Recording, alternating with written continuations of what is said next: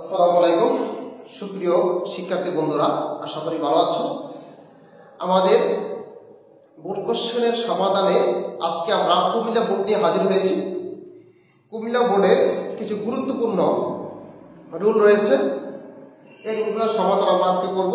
তো আমি প্রায় বলে থাকি যে বোর্ড কোশ্চেনের রুলগুলো যদি আমরা নিয়মিত সুন্দরভাবে সমাধান করতে পারি এবং বুঝে বুঝে যদি রুলগুলো আমরা আত্মস্থ করি, তাহলে আমাদের যে পরবর্তী ফাইনাল পরীক্ষা আসবে এই পরীক্ষা ইনশাল্লাহ আমরা এই রুল থেকেই কমন পাবো।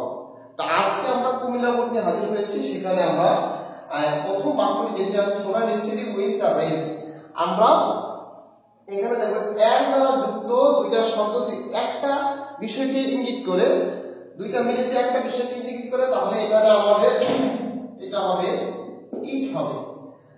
থার্ড পার্সন সিঙ্গুলার নাম্বার হিসেবে এটা ইট হবে এখানে, এবং উইংস এখানে আমাদের এস রয়েছে। তো আমরা দেখব যে এখানে উইংস এর সাথে এস থাকার কারণে আমরা উত্তরের জায়গাটাতে আমরা ডাজ ইউজ করব। বাক্যটার মধ্যে যেহেতু নেগেটিভ কোনো শব্দ নেই, এই কারণে আমরা এখানে নট এর সংক্ষিপ্ত রূপ ইউজ করব। এরপরে সোয়ার স্টেডি ধীরে সুস্থে পথ চলা, অনবরতভাবে স্থির মস্তিষ্কে আস্তে আস্তে পথ চললে আমরা প্রতিযোগিতা জয় করতে পারবো। তাহলে এই দুইটা মিলেই কিন্তু আসলে একটা শব্দ থেকে আরেকটা শব্দ আলাদা করার সুযোগ নেই এখানে, এই দুইটা মিলেই কিন্তু একটা শব্দ, এবং থার্ড পার্সন সিঙ্গুলার নাম্বার, এই কারণে আমরা এখানে ইট ইউজ করব। এরপরে আমরা দেখব B number, the mother has risen in her to see the orphan. একটি বালকটিকে দেখে তার মধ্যে মাতৃত্ব বোধ জেগে উঠেছিল। আমরা জানি যে যদি মাদার হয় তাহলে আমরা সি ইউজ করি, ফাদার হলে আমরা হি ইউজ করি, কিন্তু এখানে একটা ব্যতিক্রম রুল রয়েছে, সেটা হচ্ছে মাদার, ফাদার, সিস্টার, ব্রাদার দিয়ে যদি কোনো গুণকে ইঙ্গিত করে, কোনো কোয়ালিটিকে ইন্ডিকেট করে, তাহলে আমরা সেক্ষেত্রে আমরা এই মাদার এবং ফাদার, সিস্টার, ব্রাদার এগুলোর প্রমাণ হিসেবে আমরা ই ইউজ করব। যদি the mother, the father, the sister, the brother দ্বারা কোনো গুণকে বোঝায়, কোয়ালিটিকে বোঝায়, যেমন এখানে মাদার হলো মা নয়, এখানে হচ্ছে একটি বালকটিকে দেখে তার মধ্যে মাতৃত্ব বোধ যেটা গুণ রয়েছে, এই গুণটা জেগে উঠেছে। তাহলে এখানে আমরা খেয়াল করব, যদি আমরা এরকম গুণ থাকে দা মাদার অথবা ফাদার অথবা সিস্টার অথবা ব্রাদার, এগুলো তারা যদি গুণ বোঝায়, তাহলে আমরা এখানে ইট ইউজ করব। The mother, the father, the sister, the brother দ্বারা যদি কোনো গুণকে ইঙ্গিত করে, তাহলে আমরা সেখানে ইট ইউজ করব। তাহলে আমরা এখানে ভার্ব আছে হ্যাজ, আমরা এখানে হ্যাজ নিয়ে আসলাম। এরপরে বাক্যের মধ্যে যেহেতু কোনো নেগেটিভ শব্দ নেই, এই কারণে আমরা এখানে নট ইউজ করব।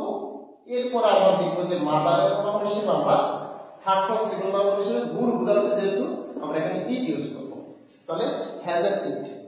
এরপরে আমরা সি নাম্বারে এখানে এই যে কাস্ট, এটা হচ্ছে ভার্ব। আমরা জানি যে যদি ভার্বের সাথে এস বা ইএস থাকে, প্রেজেন্ট ইনডিফিনিট টেন্সে third person singular number subject হলে, তখন আমরা সাধারণত ডাজ ইউজ করি।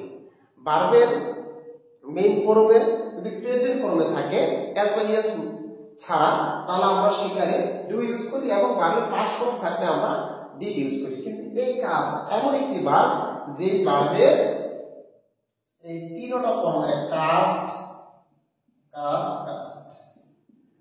এটা 1 2 3 তিনটাই একই রূপ, প্রেজেন্ট ফর্ম, পাস্ট ফর্ম একই রূপ, পাস্ট পার্টিসিপল ফর্ম একই রূপ। এই ভার্বের ক্ষেত্রে আমরা এখানে কি ইউজ করব? আমরা নরমালি প্রেজেন্ট ফর্ম থাকলে আমরা ডু বা ডাজ ইউজ করি, পাস্ট ফর্ম থাকলে ডিড ইউজ করি, আর এখানে আমরা কোনটা ইউজ করব? তো এই ক্ষেত্রে একটি বিষয় আমাদের লক্ষ্য করতে হবে, সেটা হচ্ছে যে subject third person singular number হয়, he third person singular number, subject third person singular number হলে আমরা যখন আমরা ভার্বের প্রেজেন্ট ফর্ম দেখব, তাহলে তার সাথে এস অথবা ইএস থাকে। যদি এটা প্রেজেন্ট টেন্স হয়, তাহলে যদি ভার্বের ওয়ান ফর্ম হতো, তাহলে থার্ড পারসন সিঙ্গুলার নাম্বারের সাথে সাধারণত মূল ভার্বের এস বা ইএস যুক্ত হয় মূল ভার্বের সাথে, তাহলে যেহেতু এখানে এস বাই এস নেই, তাহলে আমরা ধরে নিব এটা হচ্ছে ভার্বের টু ফর্ম। ভার্বের টু ফর্ম। আর ভার্বের থ্রি ফর্ম হলে তো অবশ্যই এখানে হ্যাজ ভার্ব অথবা হ্যাভ ভার্ব, হ্যাজ অথবা অ্যামিজার এগুলো থাকবে, প্যাসিভ ভয়েস বা অ্যাক্টিভ ভয়েসে। কিন্তু আমরা যে দেখলাম যে এখানে হি রয়েছে, যদি এটা প্রেজেন্ট টেন্স হতো তাহলে এই মূল ভার্বের সাথে এস বাই এস হতো। যেহেতু এস বাই এস নাই, তাহলে আমরা এটাকে ধরে নিব ভার্বের টু ফর্ম। আর ভার্বের টু ফর্ম হলে আমরা এখানে উত্তরের জায়গাটাতে আমরা ডি ইউজ করব। বাক্যের ভিতরে যদি বাক্যের মধ্যে এখানে নেগেটিভ শব্দ রয়েছে, এই হার্ডলি শব্দ নেগেটিভ শব্দ থাকলে আমরা কখনোই নট ইউজ করব না। তাহলে এখানে নট ইউজ করা যাবে না। সাবজেক্ট হি রয়েছে, এটা নিজে একটি প্রোনাউন, এখানে হি বসিয়ে দেব। তাহলে আমাদের এরকম আরো অনেকগুলো ভার্ব রয়েছে, যেমন কাট, যার তিনটা ফর্ম এক। তারপরে আমাদের এখানে কুক রয়েছে, তিনটা ফর্ম এক। তারপরে আমাদের এখানে শার্ট রয়েছে, যার তিনটা ফর্ম এক। আর এরপরে আবার এখানে এরকম কিছু ভার্ব রয়েছে, কাট আছে, কুক আছে, শার্ট আছে। আমাদের এখানে লেট রয়েছে এবং রিড রয়েছে, যেগুলো তিনটা ফর্মে এক। এই ভার্বগুলো তিনটা ফর্মে এক। এই ভার্বগুলোর ক্ষেত্রে আমরা নরমালি দেখব যে যদি প্রেজেন্ট ইনফিনিট টেন্সে বা ভার্বের প্রেজেন্ট ফর্ম থাকে, তাহলে থার্ড পারসন সিঙ্গুলার নাম্বারের সাথে এস বাই এস থাকবে। এখানে রয়েছে হি, শি অথবা ইট অথবা থার্ড পারসন সিঙ্গুলার নাম্বার, কোনো ব্যক্তি, বস্তু, কিন্তু ভার্বের সাথে এস বাই এস নেই। তাহলে আমরা ধরে নিব এটা ভার্বের টু ফর্ম, তখন আমরা ডিড ইউজ করব। আচ্ছা, আশা করি বুঝতে পেরেছো। খুবই গুরুত্বপূর্ণ রুল এবং এখান থেকে অনেক ভুল হওয়ার সম্ভাবনা থাকে। এই কারণে কিন্তু এটা খুব গুরুত্ব সহকারে আমাদেরকে এটা মনে রাখতে হবে। এরপরে আমরা দেখবো যে kindly do me a favour. তাহলে এই বাক্যটা আসলে কি বাক্য? আমরা দেখতেছি এই কাইন্ডলি একটা অ্যাডভার্ব, এটা হচ্ছে অ্যাডভার্ব। অ্যাডভার্বের একটা স্বাধীনতা আছে, সেটা চারটি জায়গায় বসতে পারে। বাক্যের শুরুতে, সাবজেক্টের আগে, আবার বাক্যের শেষে বসতে পারে। আবার আমরা দেখতেছি যে অক্সিলারি ভার্বের পরে আবার মেইন ভার্বের আগে, যে কোনো জায়গায় বসতে পারে। তাহলে এইটা আমাদের এখানে একবার। এরপরে আমাদের এই বাক্যটা ডু দিয়ে শুরু হয়েছে, ডু মি এ ফেভার। তাহলে ডু এখানে মেইন ভার্ব, এই মেইন ভার্ব থাকার কারণে আমরা এটাকে ধরে, এটা কি সেন্টেন্স? এটা হচ্ছে ইম্পারেটিভ সেন্টেন্স। আর ইম্পারেটিভ সেন্টেন্সে আমরা নরমালি উইল ইউজ করব, উইল ইউজ করব। মেইন ভার্ব দ্বারা শুরু হয় ইম্পারেটিভ সেন্টেন্স, মেইন ভার্ব দ্বারা শুরু হয় ইম্পারেটিভ সেন্টেন্স। আর ইম্পারেটিভ সেন্টেন্স আমরা যদি পেয়ে থাকি তাহলে আমরা উইল ইউজ করব। তবে কিছু ব্যক্তিক্রম রয়েছে, সেটা লেটার্সের ক্ষেত্রে। আচ্ছা, এরপর আমরা দেখব যে E number, I need not go there. আমরা দেখি যে এই নিড ভার্বটি দুইটি ভাবে বসতে পারে, অনেক জায়গায় বসতে পারে এটা মেইন ভার্ব হিসেবে। তখন আমরা মেইন ভার্বের সাথে এস বাই এস থাকলে আমরা ডাস দিব, অথবা এস বাই এস না থাকলে আমরা ডু ইউজ করতে পারবো। কিন্তু এই জায়গাটিতে নিড হচ্ছে অক্সিলারি ভার্ব। কেন অক্সিলারি ভার্ব? কারণ এটা হচ্ছে এই নিডের পরে আরেকটি মেইন ভার্ব রয়েছে, এটা হচ্ছে মেইন ভার্ব, এটা হচ্ছে অক্সিলারি ভার্ব।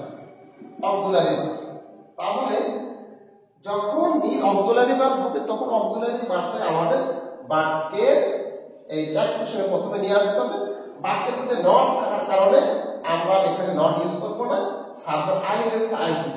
কিন্তু পক্ষান্তরে আমাদেরকে লক্ষ্য করতে হবে, যদি আমাদের এই নিডটা যদি অক্সিলারি ভার্ব না হয়ে যদি মূল ভার্ব হতো, যেরকম যদি এরকম হতো, যেমন আই নিড এ পেন, আমাকে কলম প্রয়োজন, তখন আমরা কি করতাম? এই বাক্যটি পরে নিডের পরে আর কোনো ভার্ব নেই, যেহেতু নিডের পরে আর কোনো ভার্ব নেই, তাহলে নিড এখানে মূল ভার্ব।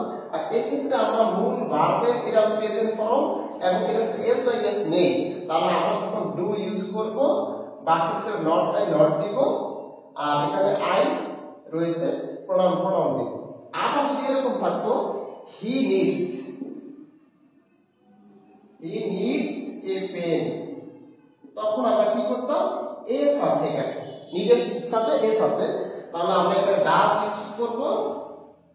বাকিতে নট নেই, এখানে নট দিব, সাবজেক্ট হলো হি, এখানে হি ইউজ করব। তাহলে আমাদের এই বিষয়টা লক্ষ্য রাখতে হবে যে নিড যদি বাক্যের মধ্যে অক্সিলারি ভার্ব হিসেবে ব্যবহৃত হয়, তাহলে আমরা এখানে নিড ইউজ করব বাক্যের শুরুতে, ট্যাক্সেশনের শুরুতে। আর যদি নিডটা হয় মেইন ভার্ব এবং তার সাথে এস বা ইএস থাকে তাহলে ডাজ ইউজ করব। যদি এস বা ইএস না থাকে তাহলে আমরা ডু ইউজ করব।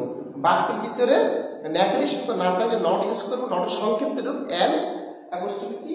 আর যদি নট থাকে তাহলে নট ইউজ করতে পারবো না ট্যাক্সেশনে। তো ধন্যবাদ সবাইকে। আমাদের এই কোশ্চেন রুলগুলো যদি আমরা ঠিক মতো রুল বুঝে পড়তে পারি তাহলে আশা করি আমাদের পরবর্তী যে পরীক্ষাটা চলে আসছে আমাদের 2025 সালে এসএসসি পরীক্ষা, এই পরীক্ষাতে আমরা নির্ঘাত প্রত্যেকটা কোশ্চেন সঠিকভাবে অ্যান্সার করে আসতে পারবো। তো সবার মঙ্গল কামনা করে এখানেই বিদায় নিচ্ছি। আল্লাহ হাফেজ।